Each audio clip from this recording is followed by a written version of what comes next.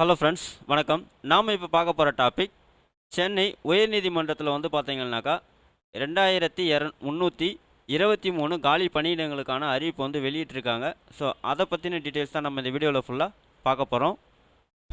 நாம் வீடியோவை பார்க்குறதுக்கு முன்னாடி நீங்கள் இது வரைக்கும் நம்ம சேனலை சப்ஸ்கிரைப் பண்ணலைன்னா மறக்காமல் சப்ஸ்கிரைப் பண்ணிங்க.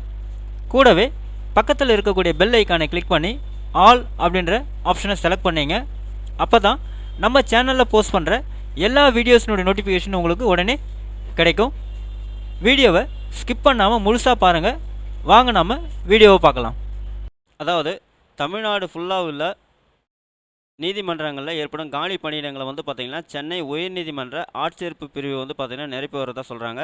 ஸோ உரிய அறிவிப்புகள் வெளியிடப்பட்டு எழுத்து தேர்வு உள்ளிட்டவற்றின் அடிப்படையில் இந்த பணிகள் நிரப்பப்படும் அப்படின்னு வந்து சொல்லியிருக்காங்க. அந்த வகையில் வந்து பார்த்திங்கன்னா தற்போது தமிழ்நாடு முழுவதும் உள்ள மாவட்ட நீதிமன்றங்களில் காலியாக உள்ள பணியிடங்களை நிரப்ப வந்து பார்த்திங்கன்னா அறிவிப்பு வந்து வெளியிட்டிருக்காங்க.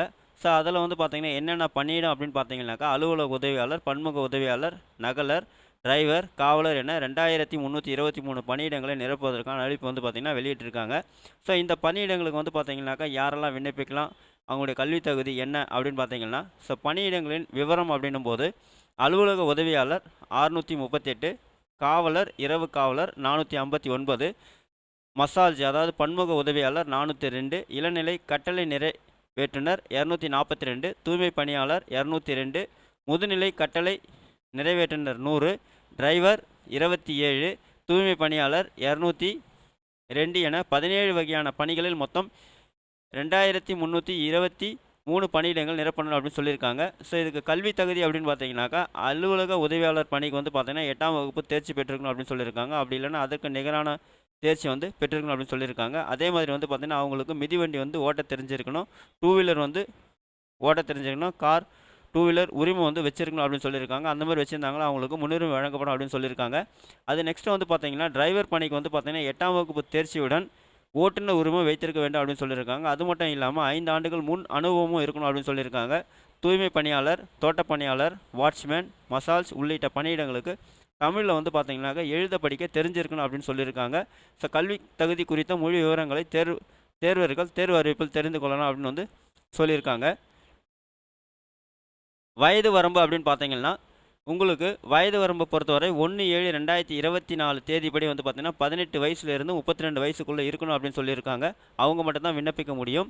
அதே மாதிரி வந்து பார்த்திங்கன்னா அரசு விதிகளின்படி வந்து பார்த்திங்கனாக்கா வயது வரம்பில் வந்து தளர்வுகள் உண்டுன்னு வந்து சொல்லியிருக்காங்க. சம்பளத்தை பொறுத்தவரை பணியிடங்களுக்கு ஏற்ப மாறுபடும் அப்படின்னு சொல்லியிருக்காங்க. அதிகபட்சமாக வந்து பார்த்திங்கனாக்கா 71,900 வரை சம்பளமாக கிடைக்கும் அப்படின்னு சொல்லியிருக்காங்க.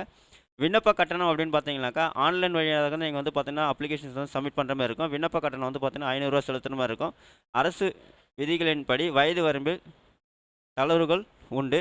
இது குறித்த முழுமையான விவரங்களை தேர்வு அறிவிப்பில் தெரிந்து கொள்ளலாம் அப்படின்னு சொல்லியிருக்காங்க. ஆன்லைன் மூலமாக வந்து பார்த்தீங்கன்னாக்கா நீங்கள் அப்ளிகேஷனை சப்மிட் பண்ணுறதுக்கான தேதி வந்து பார்த்தீங்கன்னா 28/4/2024 நீங்கள் வந்து சப்மிட் பண்ணலாம் அப்படின்னு வந்து சொல்லியிருக்காங்க. ஸோ அதே மாதிரி வந்து பார்த்தீங்கன்னா விண்ணப்பத்தை நீங்கள் சப்மிட் பண்ணுறதுக்கு லாஸ்ட் டேட் அப்படின்னு பார்த்தீங்கன்னாக்கா விண்ணப்பத்தை சப்மிட் பண்ண கடைசி தேதி அப்படின்னும் போது 27/5/2024 வந்து பார்த்தீங்கன்னாக்கா விருப்பம் உள்ளவங்க உங்களுடைய அப்ளிகேஷன்ஸை ஆன்லைனில் நீங்கள் வந்து பார்த்தீங்கன்னாக்கா 27/5/2024 நீங்கள் வந்து சப்மிட் பண்ணலாம் அப்படின்னு சொல்லியிருக்காங்க. தேர்வு அறிவிப்பினை தெரிந்து கொள்வதற்கு வந்து பார்த்தீங்கன்னாக்கா www.mch.tn.gov.in recruitment/login அப்படின்ற அந்த லிங்க்கை கிளிக் பண்ணி உங்களுடைய டீட்டெயில்ஸை நீங்கள் வந்து அங்கே தெரிஞ்சுக்கலாம். அதாவது மாவட்ட வாரியான பணியிடங்களில் பிரித்தெடுக்கப்பட்டுள்ளன. ஸோ அதை பற்றின டீட்டெயில்ஸை நீங்கள் வந்து பார்த்தீங்கன்னா மாவட்டம் வாரியாக எவ்வளோ வந்து பார்த்தீங்கன்னா வேக்கன்சி இருக்குது அப்படின்றத நீங்கள் அந்த வெப்சைட்டில் போய்ட்டு ஈஸியாக தெரிஞ்சிக்கலாம் அப்படின்னு சொல்லியிருக்காங்க. இந்த வெப்சைட்டினுடைய லிங்க் வந்து நான் டிஸ்கிரிப்ஷன் பாக்ஸில் கொடுக்குறேன், நீங்கள் செக் பண்ணிங்க. ஸோ யாரெல்லாம் வந்து எலிஜிபிளாக இருக்கீங்களோ அவங்க எல்லாருமே வந்து பார்த்தீங்கன்னாக்கா 27/5/2024 உங்களுடைய அப்ளிகேஷன்ஸை நீங்கள் ஆன்லைனில் சப்மிட் பண்ணிவிடுங்க. இந்த வீடியோ உங்களுக்கு பிடிச்சிருந்தா லைக் பண்ணுங்கள், அதிகமாக உங்கள் ஃப்ரெண்ட்ஸ் அண்ட் ரிலேட்டிவ்ஸ்க்கு ஷேர் பண்ணுங்கள், கமெண்ட் பண்ணுங்கள். மீண்டும் ஒரு நல்ல வீடியோவில் சந்திப்போம். நன்றி.